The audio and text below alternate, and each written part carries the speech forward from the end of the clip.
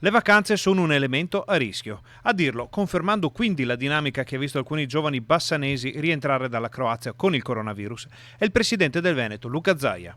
Noi abbiamo un virus di ritorno, definiamolo così, che ormai è chiaro che c'è ed è portato da fuori. Abbiamo il virus da rientro, come lo chiamo io, ovvero di veneti che sono andati in vacanza e se lo portano a casa.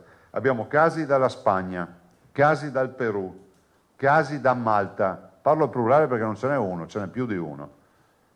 Isola di Pag della Croazia, 8 ragazzi abbiamo. Da Corfù.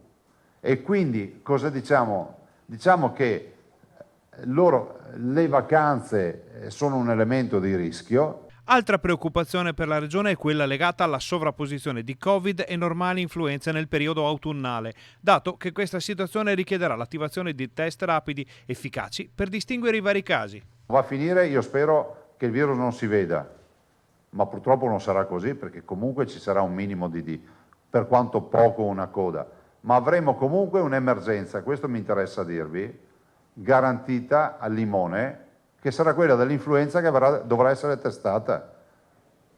E vista dal nostro osservatorio, che è quello dell'organizzazione, capite che non sarà facile davanti a tutte queste febbri, davanti a tutte queste tossi, cioè dire non faccio i test. Per cui, per assurdo, diciamo, se non ci fosse più il coronavirus, comunque a noi ci aspetta una stagione difficile.